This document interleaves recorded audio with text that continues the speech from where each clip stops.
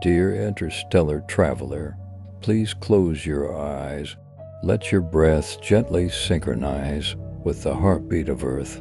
This is a scientific harbor for souls yearning for peaceful sleep. Tonight, let us spread a gentle blanket of knowledge across the vast sea of stars. The sleepy fact you are about to hear are like specks of thought dust drifting in the cosmic depths.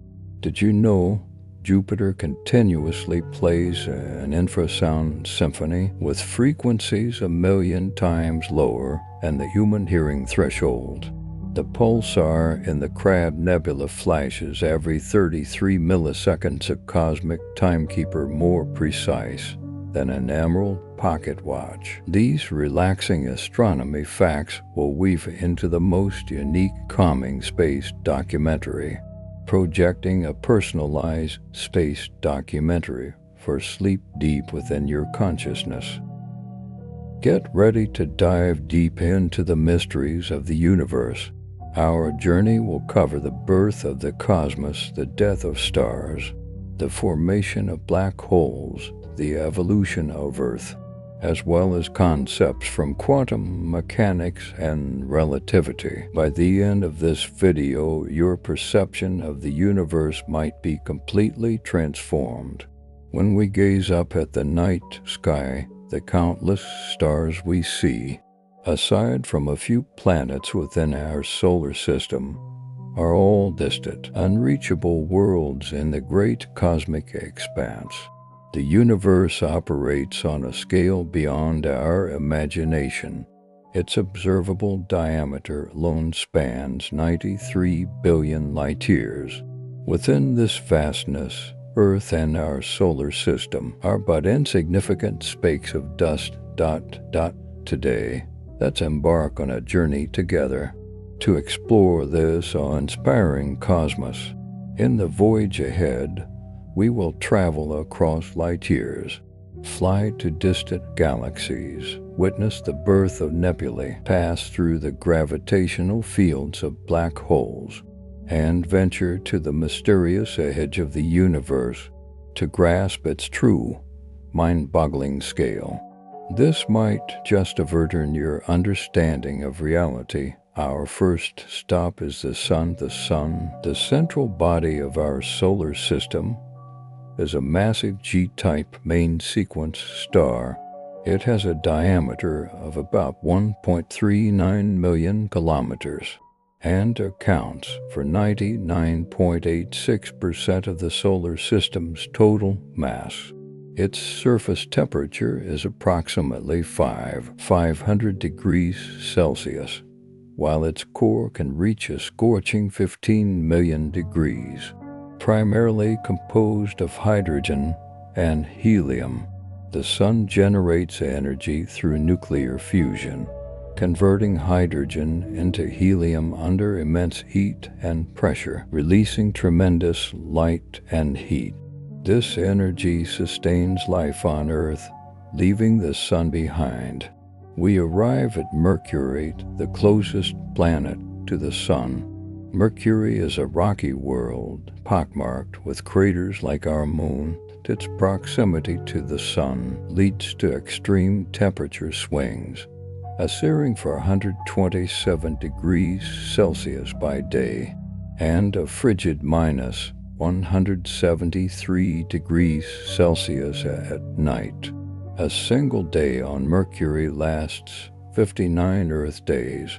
Yet its year-one orbit around the Sun is just 88 Earth days, meaning it completes its journey around the Sun in a remarkably short time. Moving onward from Mercury, we reach the second planet from the Sun, Venus. Similar in size and mass to Earth, Venus is often called Earth's sister planet.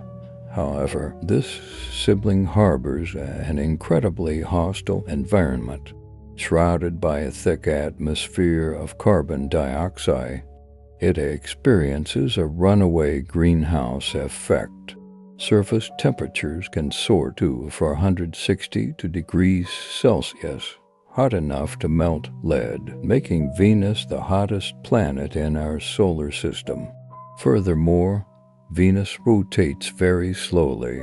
One Venusian day equals to 143 Earth days, and it spins in the opposite direction to most planets departing from Venus. Our third stop brings us to our familiar home, Earth. Earth is the only known planet in the solar system that harbors life. It boasts a suitable temperature, atmosphere, and liquid water.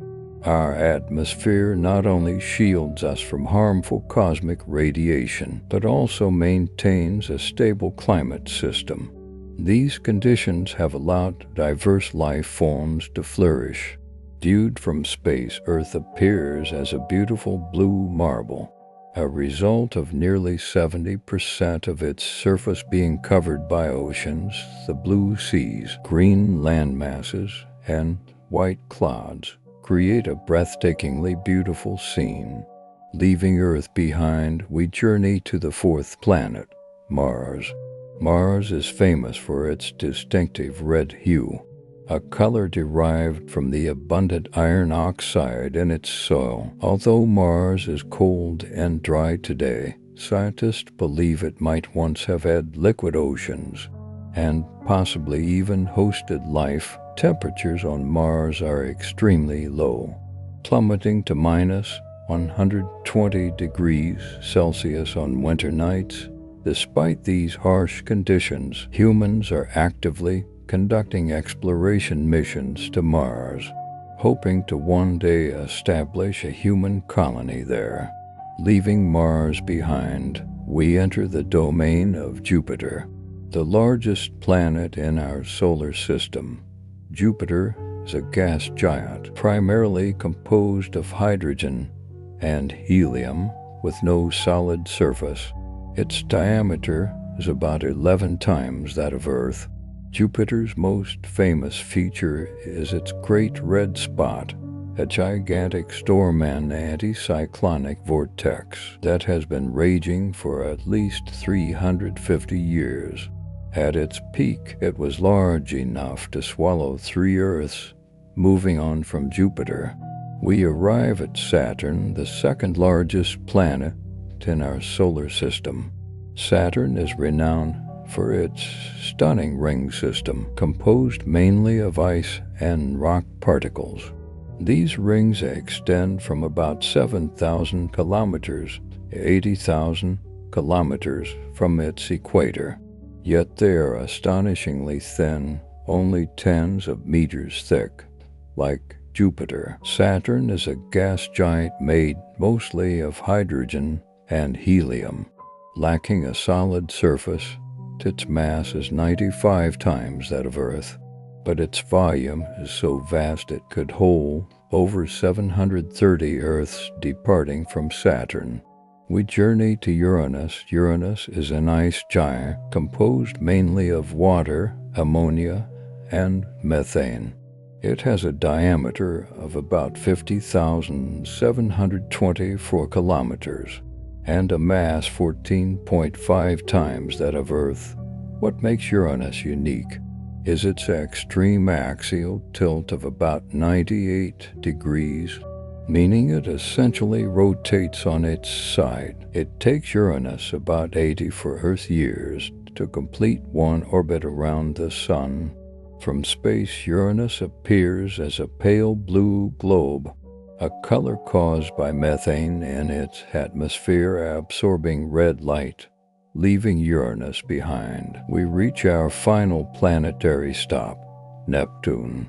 Neptune is the farthest known planet from the Sun, located about 4.5 billion kilometers away. This vast distance means sunlight takes over 4 hours and 15 minutes to reach Neptune. It takes Neptune about 165 Earth years to complete a single orbit around the Sun. Consequently, surface temperatures are extremely low, dropping as low as minus 114 degrees Celsius. Initially, astronomers thought this region marked the edge of the solar system.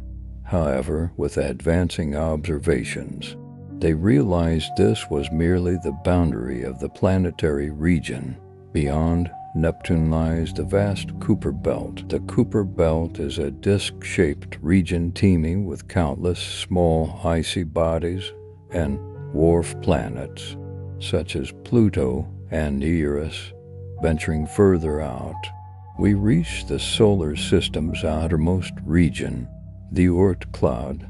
This is a spherical shell of icy comets encircling our solar system.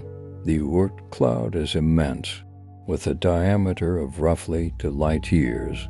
Voyager 1, currently about 24.5 billion kilometers from Earth, is journeying towards this distant region. However, at its current speed, it will take approximately 30,000 years just to reach the Oort cloud's edge. Once we pass beyond the Oort cloud, we have officially left the sun's gravitational influence and entered interstellar space. In interstellar space, we began flying past other star systems.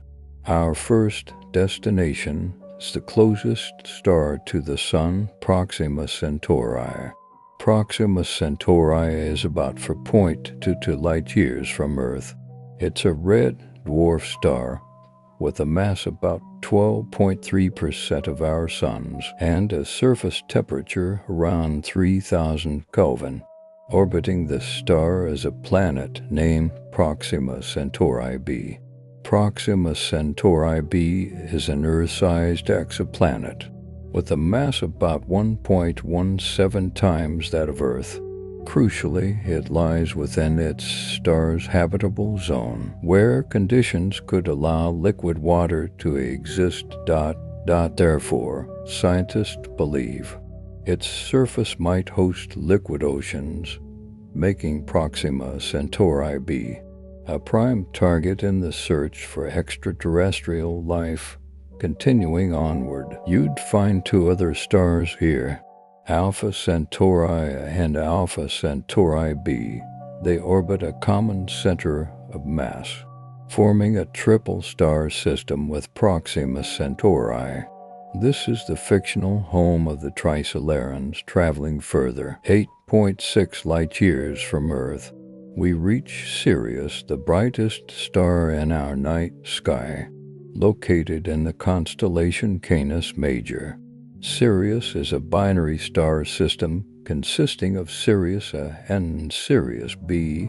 Sirius is a main sequence star with about twice the mass of the Sun and a blistering surface temperature of 9,900 degrees Celsius, emitting intense white light. Sirius B, on the other hand, is a white dwarf, the remnant core of a star that was once larger than Sirius A. Journeying for 140 light years from Earth, we arrive at the closest open star cluster to us, the Pleiades, or Seven Sisters, located in the constellation Taurus.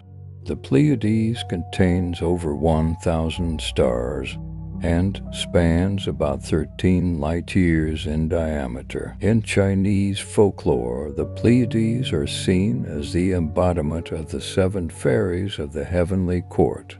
Moving out to 650 light years from Earth, we encounter a beautiful planetary nebula, the Helix Nebula. The Helix Nebula is about 700 light years away, its appearance resembling a giant eye with a white central core has earned it the nickname the Eye of God. This nebula was formed when a sun-like star, in its final stages, ejected its outer layers of gas. It spans approximately 0.5 light years in diameter. Pressing onward, 1,350 light years from Earth, we find the magnificent Orion Nebula, one of the brightest and most famous nebulae in the sky, located below Orion's belt. It is a vast and active stellar nursery, spanning about 24 light years. It's classified as a diffuse emission nebula, continuing our journey. 1,500 light-years from Earth, we reach the Horsehead Nebula. The Horsehead Nebula is one of the most recognizable dark nebulae in the night sky, named for its distinct shape resembling a horse's head. Located in Orion, it is a dark nebula composed of dense gas and dust, visible only because it blocks the light from the brighter emission nebula behind it. It is roughly 3.5 light-years across. Traveling for 1,000 light-years from Earth, we come to the Butterfly Nebula in the constellation Scorpius. It gets its name from its appearance, which resembles a butterfly with outstretched wings, composed of two symmetrical lobes of glowing gas. These wings are actually formed from hot gas ejected by a dying central star, creating a complex and colorful structure. Venturing further, 7,000 light-years from Earth, we arrive at the Eagle Nebula. Within it lies the famous pillars of creation. These are towering, dense columns of gas and dust, soaring and majestic, like giant fingers reaching into space, stretching several light-years in length. Deep inside these pillars, vast amounts of gas and dust collapse under gravity, giving birth to new stars. However, alongside stellar birth comes stellar death.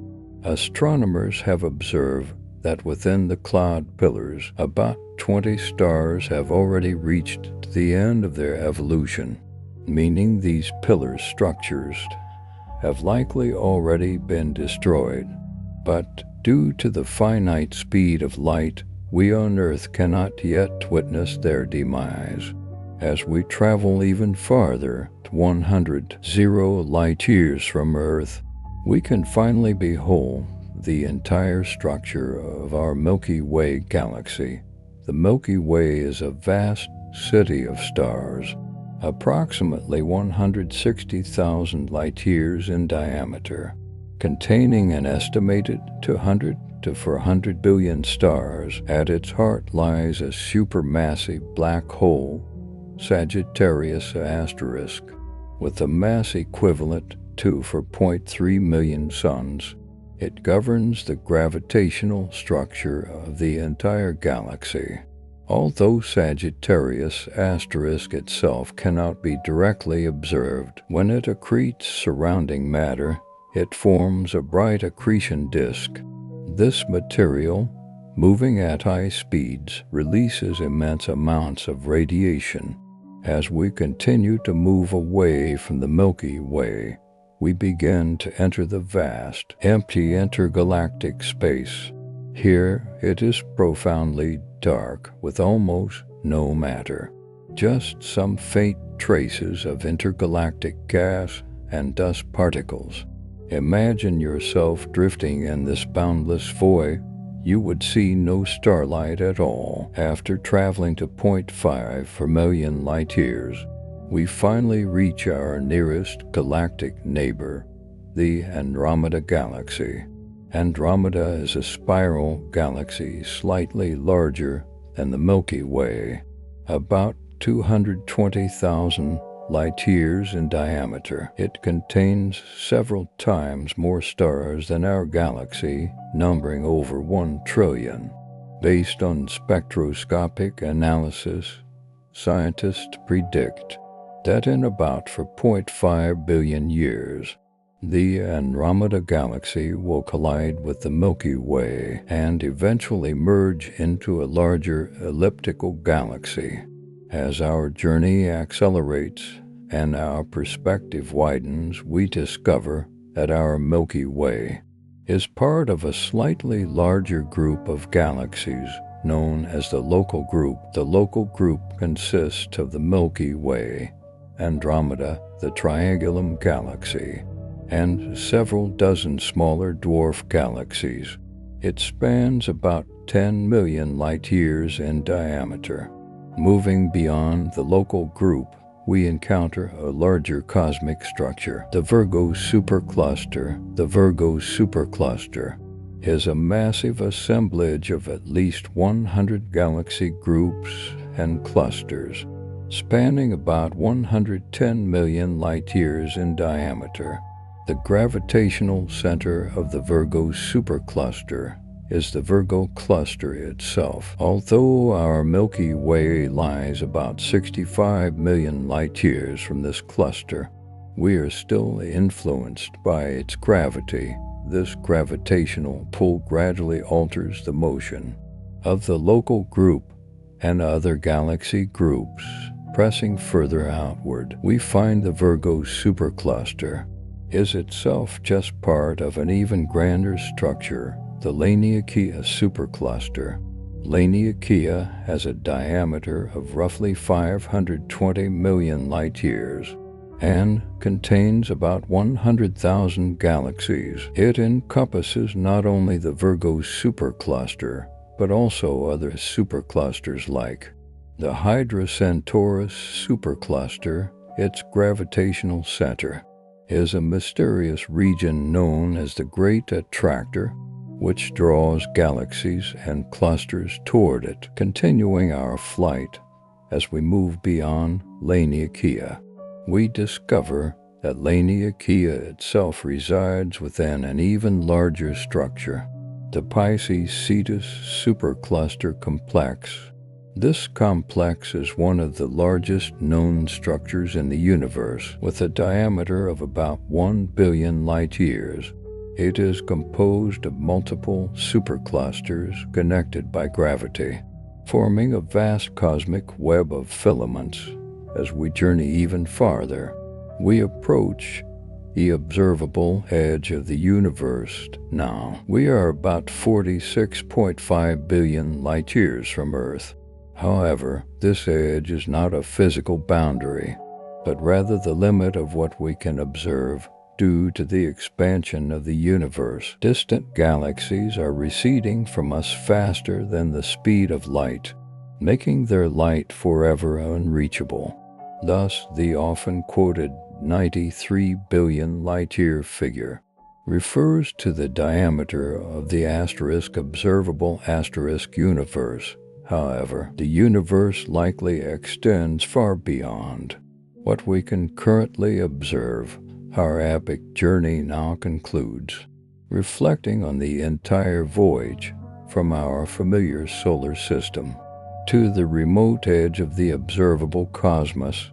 We have witnessed nebulae, black holes, and superclusters, all forming the grand structure of our universe. The sheer scale of the cosmos is unimaginable. We can't help but feel a sense of awe at how minuscule humanity and Earth are within this vastness. Earth is our home and the only known haven for life in the universe. So, what makes Earth so special? How did it evolve into the world we know today? To understand this, we must travel back to Earth's beginnings to unravel its evolutionary history and discover how life emerged. This is the solar system for 0.6 billion years ago. Earth had not yet formed. There were only collisions between asteroids and dust. As time passed, gravity began to pull these dust particles together over millions of years of collisions and accumulation. These asteroids grew larger, eventually forming the early proto-Earth. Initially, Earth was incredibly hot, its surface a global ocean of magma, a hellish landscape with temperatures reaching 200 degrees Celsius. About 100 million years after Earth's formation, a Mars-sized body, Dame Theia, slammed into Earth at about 5 kilometers per second. Upon impact, both planetary bodies were largely liquefied. Vast amounts of debris were ejected into space, forming a ring of material around the shattered Earth. Over thousands of years, gravity again took hold, pulling this debris together to form our moon. By this time, Earth's surface had begun to cool, but it remained a barren world devoid of liquid water. So where did Earth's water come from? Around 3.9 billion years ago, Earth entered a period of intense asteroid bombardment. These asteroids were essentially dirty snowballs left over from the formation of the solar system, each carrying small amounts of water ice. After millions of years of this bombardment, these small amounts of water gradually accumulated, eventually forming rivers on Earth's surface and collecting into a primordial global ocean. In our previous segment, we discussed Earth's formation and the origin of its water. In this part, let's explore the origin of life. Scientific research suggests life on Earth began around hydrothermal vents on the ocean floor about 3.8 billion years ago. How these earliest life forms emerged remains one of science's great unsolved mysteries. The prevailing hypothesis is that chemicals around these vents combined to form the earliest life forms. Initially, all life consisted of primitive single-celled organisms. Through continued evolution, prokaryotic life emerged. By about 3.5 billion years ago, Earth was inhabited by cyanobacteria, prokaryotic organisms. Cyanobacteria were the first organisms capable of photosynthesis. They absorbed carbon dioxide and released oxygen as a byproduct. Over the next billion years, Earth's oxygen level steadily increased. Around 2.5 billion years ago, the Great Oxidation event occurred, filling Earth's atmosphere with oxygen. However, as oxygen levels rose and CO2 decreased, Earth's temperature began to drop. Without sufficient CO2 for a greenhouse effect, Earth could not retain heat effectively. By about 2.4 billion years ago, Earth entered its first ice age. The planet's surface was almost entirely frozen, with ice sheets kilometers thick. This snowball Earth period lasted nearly 100 million years. Around 2.35 billion years ago, prolonged global freezing led to increased volcanic activity from Earth's core. Massive volcanic eruptions released vast amounts of carbon dioxide. Temperatures gradually rose, and after about 15 million years, the glaciers finally melted and retreated. Plate tectonics also began during this era. By about 1.8 billion years ago, the first supercontinent, Columbia, had formed. Meanwhile, in the oceans, life continued to evolve, transitioning from prokaryotic to eukaryotic cells. Around 540 million years ago, a vast diversity of marine life appeared, including brachiopods, echinoderms, arthropods, and worms. Iconic examples are trilobites and anomalocaries. The seabed was now teeming with life. This period is known as the Cambrian explosion, a sudden burst of evolutionary diversity, marking the start of the Phanerozoic.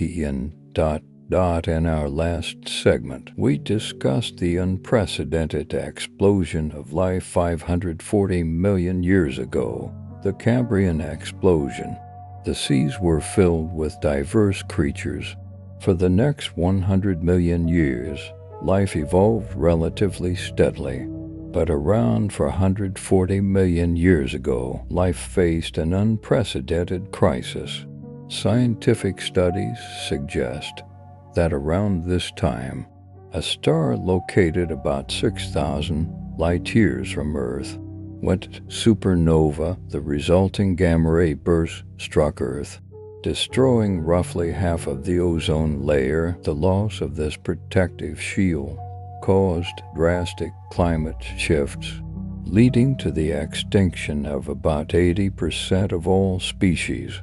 This was Earth's first mass extinction event, the Ordovician-Silurian extinction. Following this catastrophic event, Earth's life entered a long recovery period, but this stability was short-lived. Around 370 million years ago, Earth experienced its second mass extinction, the late Devonian extinction. Intense volcanic activity released large amounts of toxic gases and ash, triggering rapid global climate change and significantly reducing oxygen levels in the oceans. Ultimately, about 70% of marine species perished. After millions of years of recovery, life on Earth began to flourish again. Around 360 million years ago, the first trees took root in Earth's soil. During the same period, marine life began venturing onto land. By 350 million years ago, the land was inhabited by various organisms. However, after about 100 million years of relative calm, around 250 million years ago, during the Permian period, Earth experienced intense volcanic eruptions. Continuous volcanic activity released vast quantities of toxic gases and dust, blocking sunlight and causing global climate collapse. Most organisms couldn't adapt to these extreme changes and died out. Ultimately, a staggering 90% of all species went extinct. Although this was the most severe extinction event, it also paved the way for the rise of dinosaurs.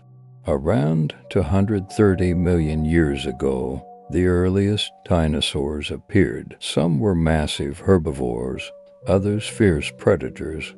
By 200 million years ago, Earth witnessed its fourth mass extinction, primarily affecting marine life. It's hypothesized that volcanic activity released large amounts of CO2 into the oceans, causing acidification, coupled with global warming reducing oceanic oxygen levels. This led to the loss of about 76% of species. Dinosaurs on land, however, continued to thrive, becoming the dominant terrestrial vertebrates. They ruled Earth for nearly 160 million years. Then, around 65 million years ago, a roughly 10-kilometer-wide asteroid struck Earth. The immense impact ejected enormous amounts of dust and debris into the atmosphere, which spread globally, blocking sunlight.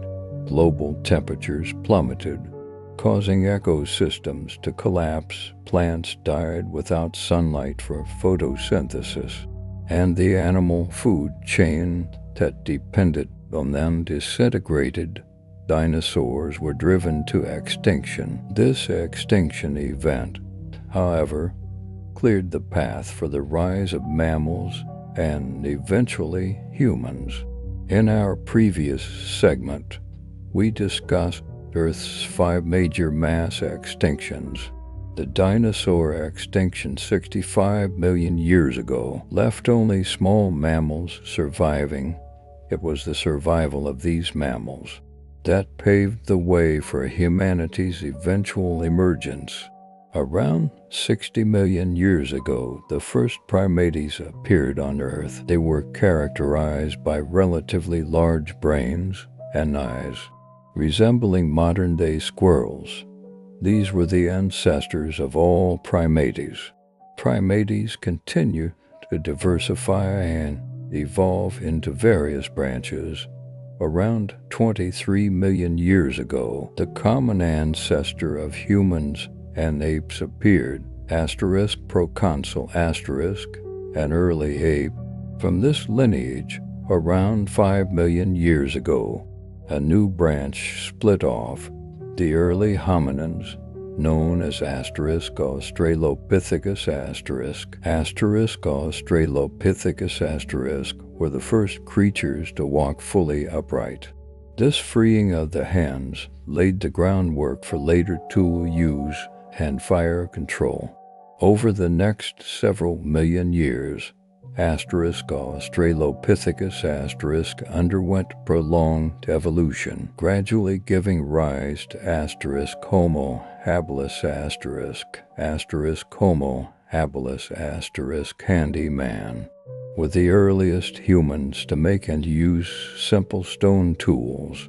They had larger brain capacities than Australopithecus and form more complex social structures. Around 1.9 million years ago, Homo habilis evolved into Homo erectus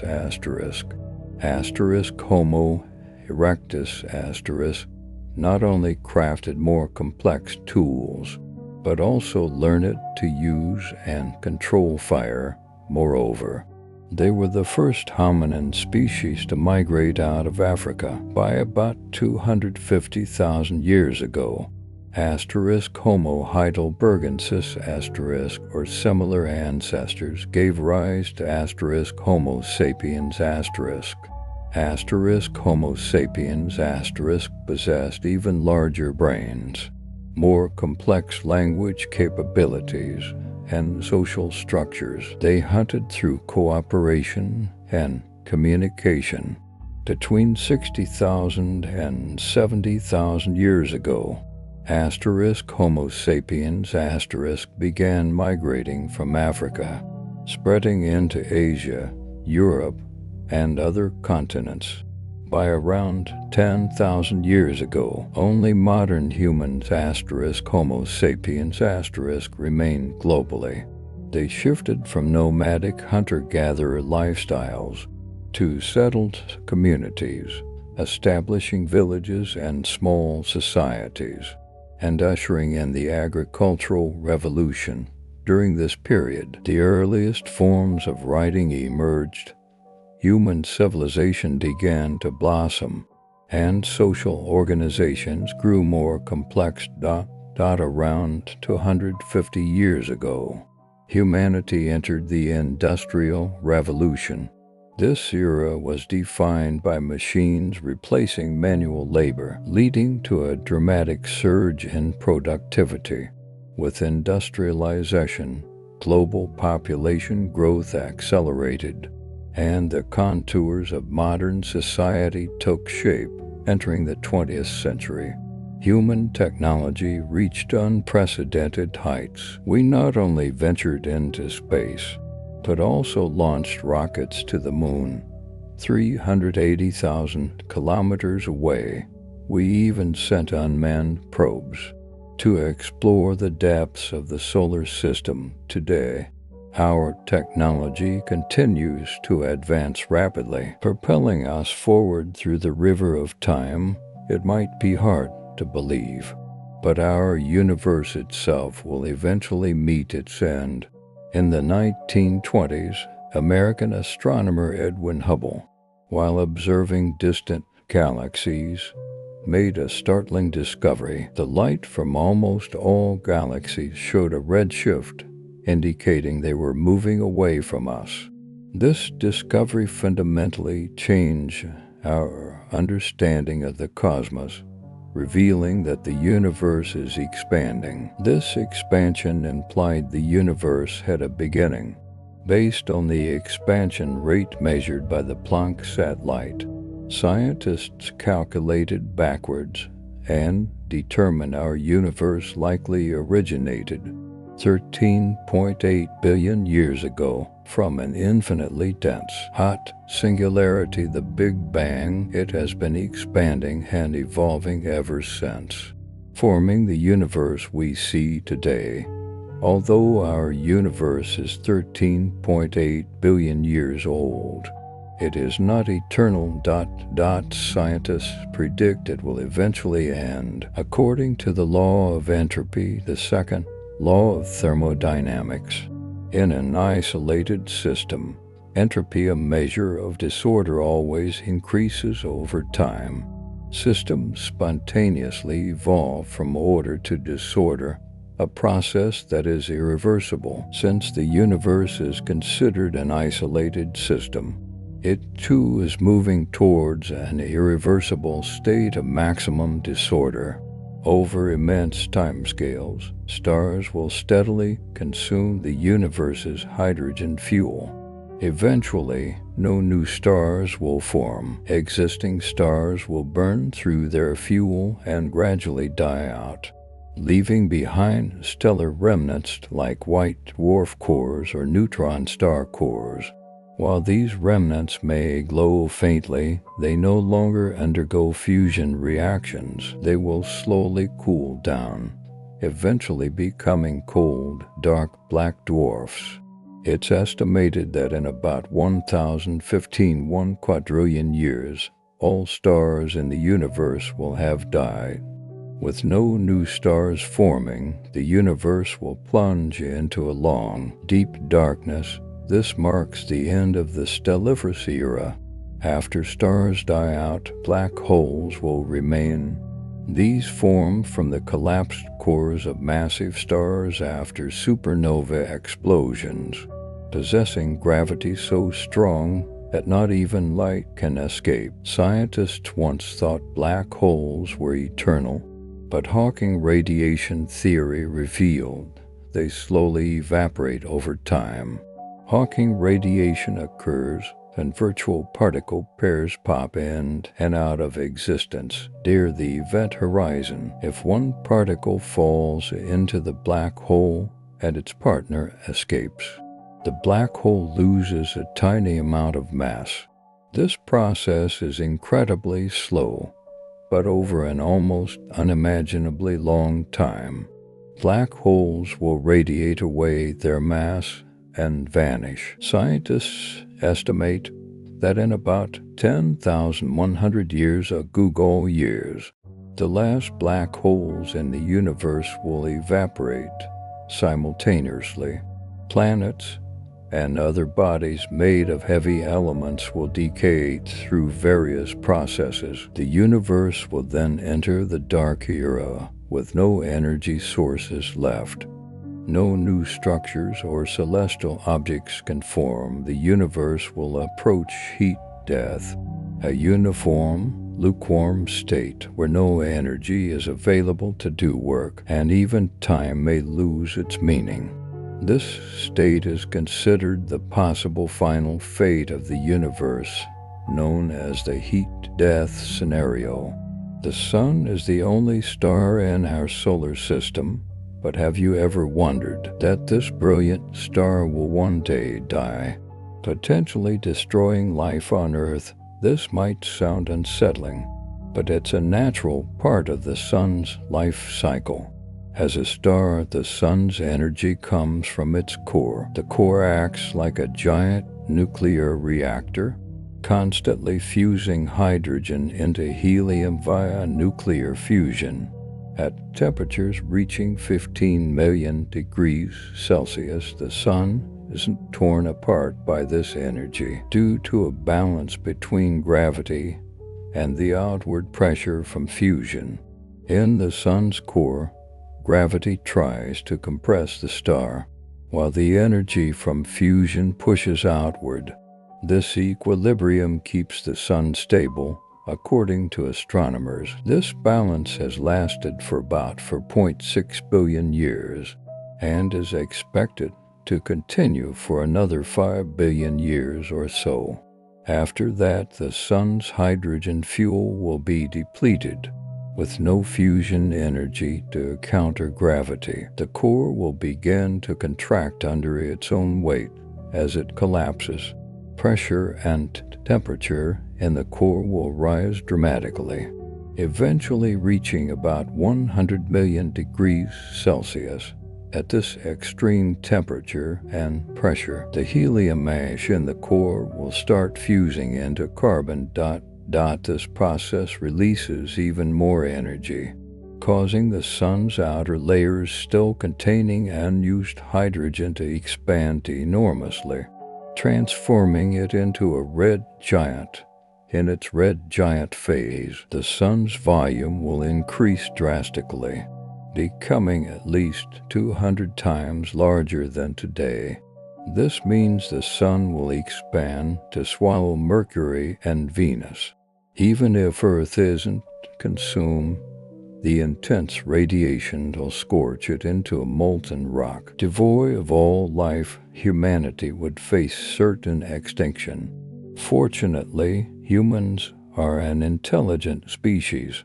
If we can overcome conflicts and continue advancing science and technology, we might perhaps find a new home elsewhere in the cosmos in the distant future. Over the next few million years in its red giant phase, the sun's core will continue fusing helium into carbon. Once the core becomes an inert carbon ball, however, fusion will cease for good. The sun lacks the mass to reach temperatures high enough for carbon fusion. With fusion ended, the sun surrenders to gravity. The remaining outer layers will drift away into space, forming a beautiful planetary nebula. The core will be left behind as a dense, Earth-sized carbon ball, a white dwarf. But a white dwarf doesn't shine forever. With no fusion to generate heat, it will slowly cool over billions of years, eventually becoming a cold, dark black dwarf. This is the ultimate fate of our sun. When you look up at the starry sky on a clear night, the stars you see are all incredibly distant. Astronomers use the unit light year to measure these vast interstellar distances. But just how far is one light year? A light year is defined as the distance light travels in 1 year through the vacuum of space. We know light speed is approximately 300,000 kilometers per second. Calculated out, 1 light year equals about 9.46 trillion kilometers. This distance is far beyond any scale we encounter in daily life. To better grasp this immense number, let's make a few comparisons. Earth's equatorial circumference is about 40,075 kilometers. Light could travel around Earth's equator 7.5 times in just 1 second. To cover 1 light year, light would need to circle Earth's equator about 237 million times. Another example. The average Earth-Moon distance is about 380,000 kilometers. If you could shuttle back and forth at light speed, you'd need to make about 24.6 million round trips to cover 1 light year. From this, we can see how vast a single light year is. Yet, despite its immense length, a light year can feel despairingly small to astronomers. Why is that? Once you grasp the true scale of the universe, you realize 1 light year is actually very short. Consider the closest star to the Sun, Proxima Centauri, is 4.22 light years away. This means if we sent a signal towards it, it would take 4.22 years to arrive. A reply would take another 4.22 years to return. Scaling up to our Milky Way galaxy is even more mind-boggling. Current observations suggest the Milky Way's diameter is about 160,000 light years. Even traveling at light speed, it would take 160 years to cross it once. If we look further to our nearest major galactic neighbor, the Andromeda Galaxy, the distance stretches to 2.5 million light years, and the currently observable universe spans about 93 billion light years in diameter. It contains over 2 trillion galaxies, with average separations of millions of light years. In this context, 1 light-year seems vanishingly small. Therefore, after comprehending the universe's vastness, astronomers can feel a sense of despair, realizing that humanity and Earth are but insignificant specks of dust in the cosmic arena. However, this feeling of insignificance hasn't stopped astronomers from exploring the cosmos. On the contrary, it fuels their fascination and drives them to uncover the universe's deepest secrets. When we gaze at the starry sky on a clear night, the countless stars we see represent only a tiny fraction of our Milky Way galaxy. The Milky Way is our home star system, spanning about 160 light-years in diameter and containing over 200 billion stars. Despite its immense size, the Milky Way is minuscule within the grand context of the entire universe. The universe's scale is truly unimaginable, and the number of galaxies within it is staggering. So, just how many galaxies are there in our universe? While we can't count every single galaxy, astronomers can estimate through observations, greatly aided by instruments like the Hubble Space Telescope. In 2003, Hubble pointed towards a tiny, seemingly empty patch of sky in the constellation Phoenix. This region was incredibly small, just 1/10 the angular diameter of the full moon. After 113 days of cumulative observation, hundreds of images were combined to produce the Hubble Ultra Deep Field. In this minuscule sky area, astronomers detected about 10,000 galaxies. Later, in 2012, an even deeper observation of another small patch, the Hubble Extreme Deep Field, also revealed thousands of galaxies. Based on these deep field observations, astronomers estimate that if we could survey the entire sky with similar sensitivity, the observable universe likely contains at least 1 to 2 trillion galaxies. The number is almost incomprehensibly large. Furthermore, this is just a rough estimate. The actual number could be even higher. It's crucial to note that the galaxy count we can observe is limited to the observable universe. The observable universe is the spherical region from which light has had time to reach us since the Big Bang. Currently about 93 billion light-years in diameter. Beyond this horizon, light from more distant objects hasn't had time to reach us yet due to the universe's age and expansion. Therefore, the true total number of galaxies likely far exceeds our current estimates. This means our current galaxy count represents only a fraction of the whole cosmos.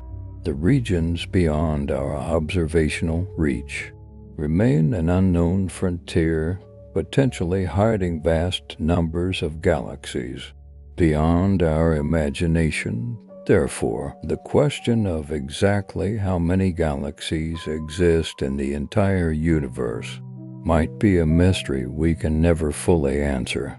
Stars are luminous celestial bodies in the universe. They continuously release energy through nuclear fusion reactions in their cores.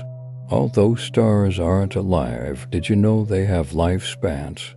When a star exhausts its nuclear fuel, it dies, and each star meets a different fate depending on its mass. A star's lifespan is determined primarily by its mass.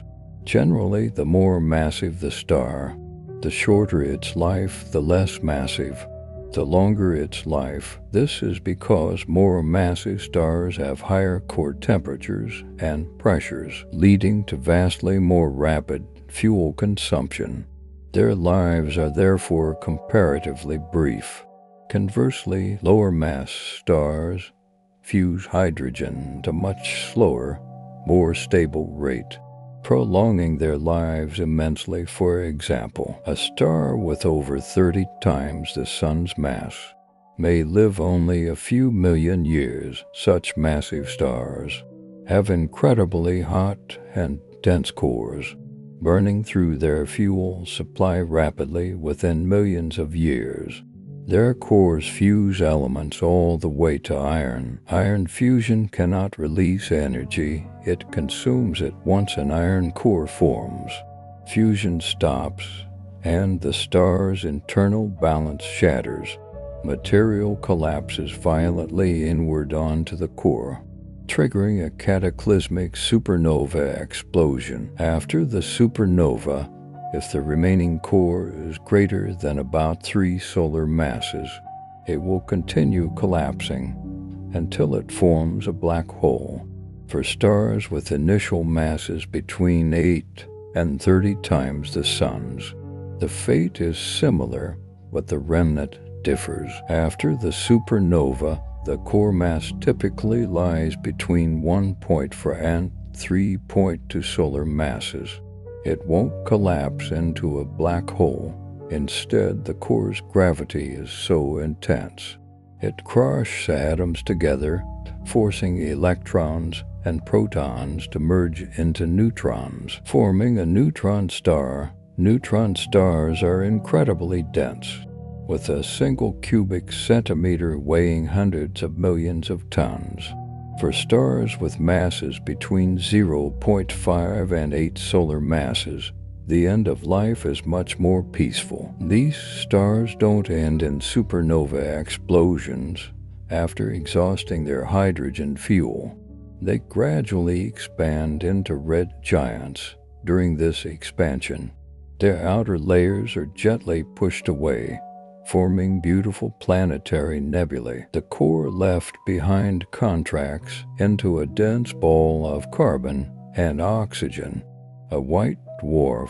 Our Sun is a prime example of this stellar category. In about 5 billion years, the Sun will expand into a red giant and ultimately end its life quietly as a white dwarf.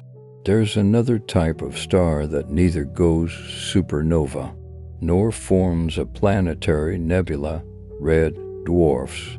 Red dwarfs are the most common and longest-lived stars in the universe. They have very low masses, typically below 0.5 solar masses, due to their low core temperatures and pressures.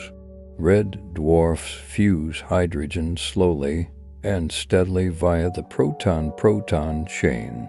Their fuel consumption is extremely economical. Scientists estimate red dwarf lifespans can range from hundreds of billions to trillions of years, considering our universe is only 13.8 billion years old. No red dwarf has yet died of old age in the cosmic history. Thus, the ultimate fate of red dwarfs remains an unsolved mystery. Theoretically, they may simply cool down over eons, eventually becoming black dwarfs, but this is still speculative. What would happen if the moon suddenly disappeared? As Earth's only natural satellite, the moon has been our constant companion since its formation. As we learn more about it, we realize the moon has crucial effects on Earth.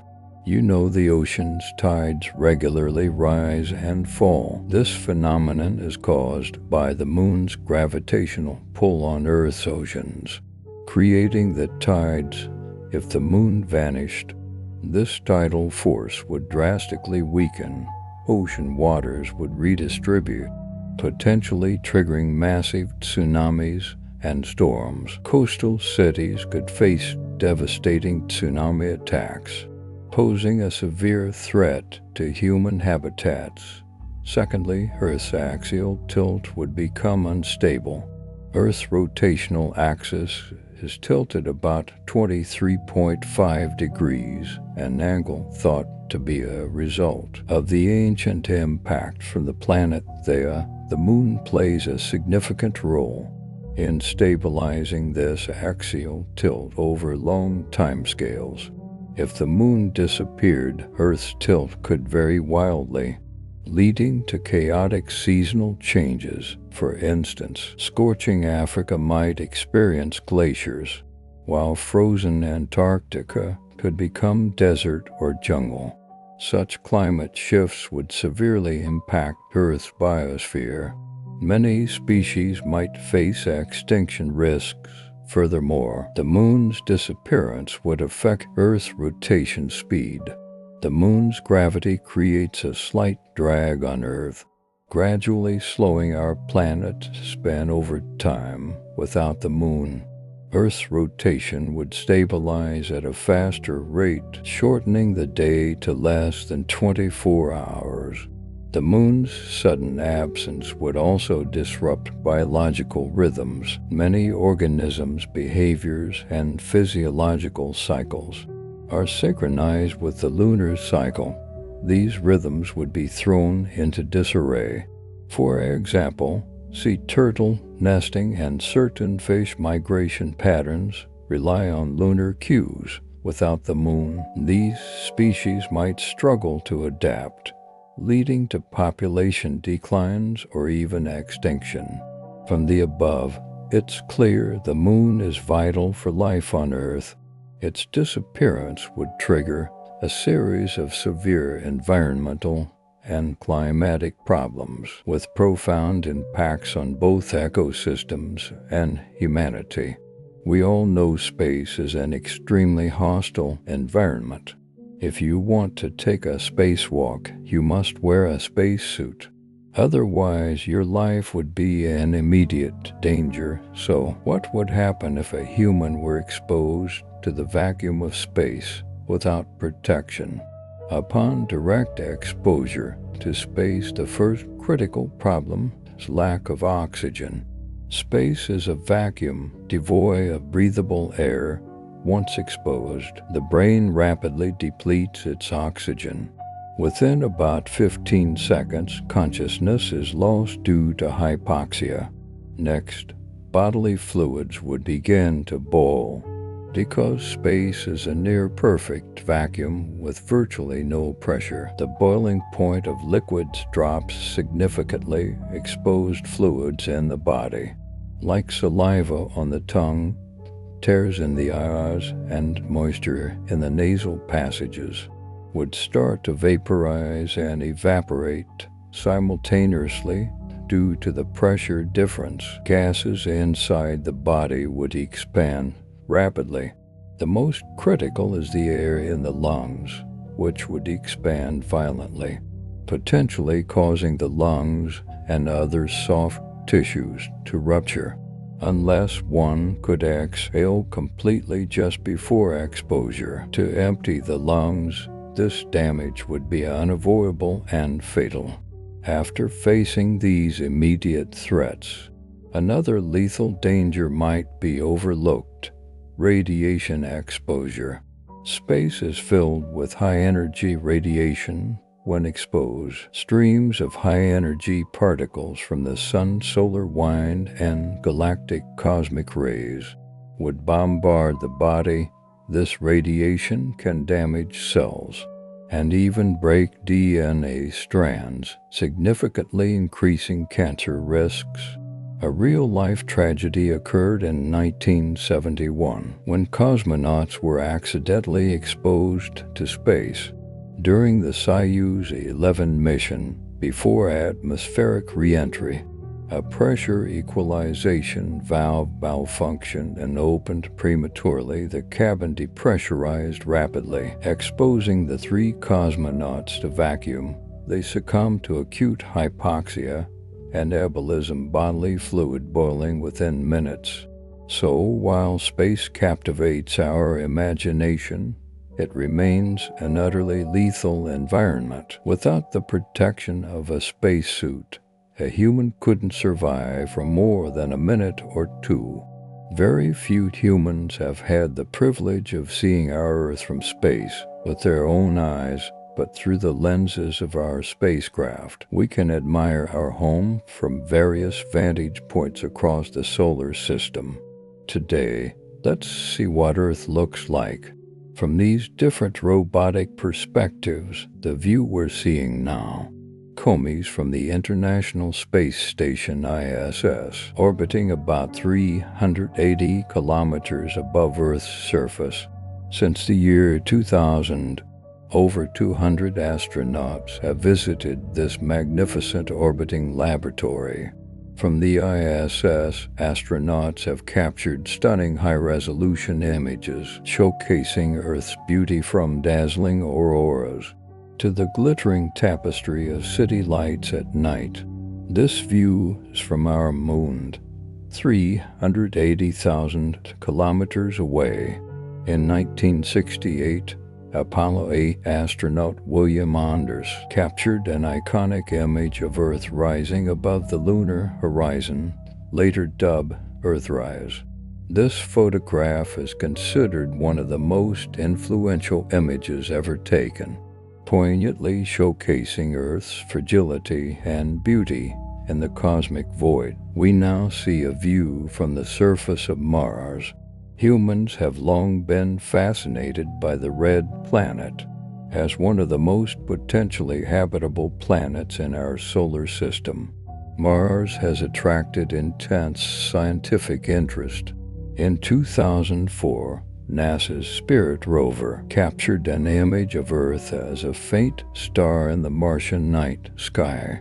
This was the first time humans saw their home planet from the surface of another world. In the image, Earth is merely a dim point of light, a stark reminder of our solitude and insignificance in the vast cosmos. This is the view from Saturn, 1.4 billion kilometers away. Saturn is famous for its magnificent ring system. In 2013, the Cassini spacecraft captured a rare and poignant image, a view of Earth from behind Saturn and its shadow. This image, containing the tiny, pale blue dot of Earth, became one of the most famous pictures from the Cassini mission. Our world is just a tiny speck amidst the grandeur of Saturn's rings. This final perspective comes from Voyager 1, 6.4 billion kilometers from Earth. On February 14, 1990, at the suggestion of renowned astronomer Carl Sagan, Voyager 1 turned its camera back towards Earth to take one last photograph. The result was the iconic pale blue dot. In this image, Earth is a mere speck, occupying only about 0.12 pixels. Against the backdrop of the immense cosmic dark, it appears infinitesimally small. This photograph serves as a profound reminder of our tiny, isolated place in the unimaginable vastness of the universe. Did you know that if we compressed the entire age of the universe into a single Earth year, human civilization would appear only in the very last second? Current theories suggest our universe is approximately 13.8 billion years old, an age derived from measuring the rate of cosmic expansion. In the 1920s, renowned astronomer Edwin Hubble, while observing distant galaxies, discovered that most were moving away from us. Furthermore, the farther away a galaxy was, the faster it appeared to be receding. Hubble's discovery revealed the universe is not static, but expanding. If the universe is expanding, it implies it had a beginning at some point in the past. By measuring the expansion rate and calculating backward, scientists determined the universe began 13.8 billion years ago from an infinitely dense, hot singularity, the Big Bang. This singularity then expanded, initiating the universe's evolution. eventually forming the galaxies, stars, and planets we see today. Compared to the universe's age, Earth and humanity are but a fleeting moment. To better comprehend the 13.8 billion year cosmic timeline, let's compress it into a single calendar year. The insights might test your perception when we turn to the first page of the calendar. The moment of January 1st, 0 hours, 0 minutes, and 0 seconds marks the universe's birth. The Big Bang. From a singularity, the universe rapidly expands and cools. Energy condenses into fundamental particles. These particles continue to cool and combine, forming vast clouds of primordial gas. By around January 2nd, gravity begins pulling the gas clouds together. As these clouds grow denser, they collapse under their own gravity, igniting the first stars around January 9th. These first stars congregate, forming the earliest galaxies. Our Milky Way hasn't formed yet. Around March 1st, roughly 11 billion years ago, our Milky Way galaxy begins to take shape. Initially, its stars are from the first generation, living fast and dying young, seeding the galaxy with heavier elements through supernovae. This cycle of stellar death and rebirth repeats over eons. Time flies, cosmic evolution continues everywhere. But for us, the most crucial date arrives much later, on September 1st, about 4.6 billion years ago. Our solar system begins forming from the debris cloud of previous stellar generations. On September 2nd, as the young sun ignites, remaining material in the protoplanetary disk starts clumping together under gravity. Lighter gases form the gas giants, while heavier elements coalesce into rocky planets. Our Earth forms during this period. On September 3rd, around 4.5 billion years ago, the theorized Mars-sized body, Theia, smashes into the proto-Earth. The cataclysmic impact vaporizes much of both bodies and blasts debris into orbit. This debris eventually coalesces under gravity to form our moon. By September 21st, around 3.8 billion years ago, at hydrothermal vents on the ocean floor, the first primitive single-celled life emerges on Earth. Over immense timescales, it evolves from simple prokaryotic to more complex eukaryotic cells. On December 17th, around 540 million years ago, Earth experiences the Cambrian explosion, a relatively short period where complex, multicellular life diversifies dramatically. The oceans teem with new life forms. On December 20th, around 440 million years ago, a star about 60 light-years away goes supernova. Its gamma-ray burst strikes Earth, depleting the ozone layer and triggering climate change. This causes the Ordovician-Silurian extinction, Earth's first mass extinction event. By December 25th, life has colonized the land, including early insects, amphibians, and reptiles. The first mammals also appear on December 30th, 65 million years ago. A pivotal event from mammalian and human history occurs. A 10 km wide asteroid impacts Earth. The resulting environmental catastrophe wipes out the known avian dinosaurs. Only small mammals survive, freeing ecological niches for their future dominance. On December 31st, at 9:40 p.m. around 6 million years ago, the ancestors of the human lineage, the early hominins Australopithecines appear. Over the next 2 hours, they evolve through various stages: Homo habilis, Homo erectus, and finally Homo sapiens. At 11 hours 59 minutes and 0 seconds p.m. on December 31st, roughly 10 years ago, humans develop agriculture, marking the beginning of settled civilizations.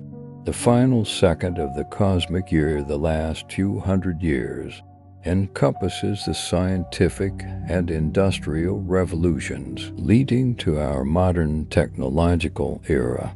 Through this compressed timeline, we can viscerally see that humanity's entire history is but a fleeting moment. In the vast expanse of cosmic time, this perspective makes us realize how precious and unique our existence is. All right, my friend, let's pause our conversation here tonight on the mysteries of the universe. Now, allow me to press pause for you. Set aside all thoughts and inquiries, and simply, quietly be in this moment. From here, my voice will fade away, leaving only the silent tapestry of the cosmos and a carefully chosen piece of pure music tuned to 432 Hz. Science suggests this frequency resonates deeply with the natural vibrations of the universe and the rhythm of life itself, soothing your nervous system and guiding you into deep relaxation. Now, find your most comfortable position. Gently close your eyes or let your gaze rest softly upon the stars. May you release all weariness from the world, letting your consciousness drift on the waves of music, floating into boundless tranquility. Good night, sweet dreams, until we meet again among the stars.